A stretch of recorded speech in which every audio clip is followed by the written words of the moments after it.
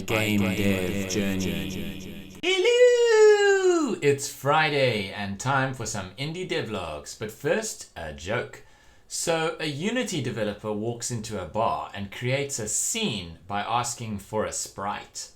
Sitting in the corner, the Godot dev silently nods his head. Like if you laughed and subscribe for more jokes like this. And now, on to the devlogs. Vibe is an indie dev and game tutorial maker from India. Maybe we should call him an India dev, with a great sense of humor. He also edits his videos in a very entertaining way, which just makes them really fun to watch.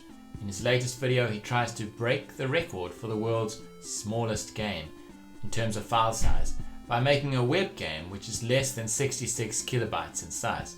I won't spoil the fun by telling you the result, because watching how he gets there is just so funny. Do yourself a favor and check out the channel, because it's a vibe, brew!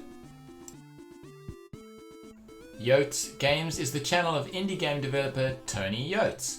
He's currently making a super-powered pony fighting game called Battle Gem Ponies, which is a turn-based RPG with pony combat. In this world, super-powered ponies run around fighting each other for sport, and some of them team up with humans for combat.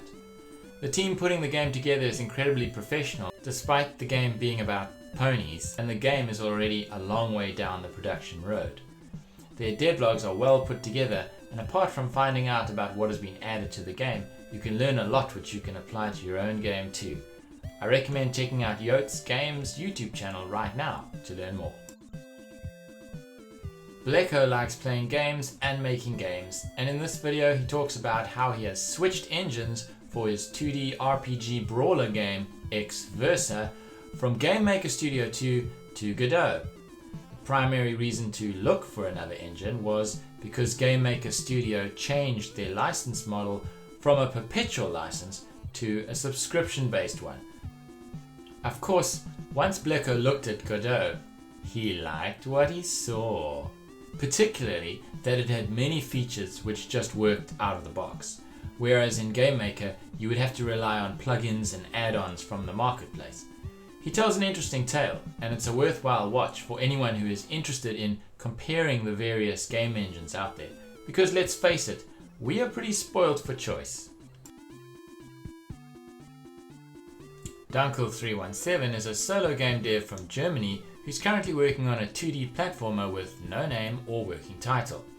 In this latest devlog, he details the new desert level that he has created and the new inventory system which he has made from scratch. He talks about how it's the hardest thing that he has had to do so far.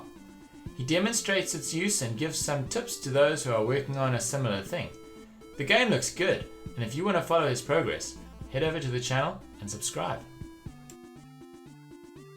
Another indie dev working on an inventory system for their game Balls Invaders, this time in the Godot engine, is Kalame321. He demonstrates a modular system which he has developed which can be called at the click of a button, and how it ties into the game in its current state. Other videos in his devlog series detail new environments that he has introduced, as well as visual upgrades to the game and an auto tiler for the grid map. This is a good channel for viewing progress and getting some tips for your own games. Check out Kalame321 on YouTube today. Thanks for stopping by, and I hope to see you all again next time.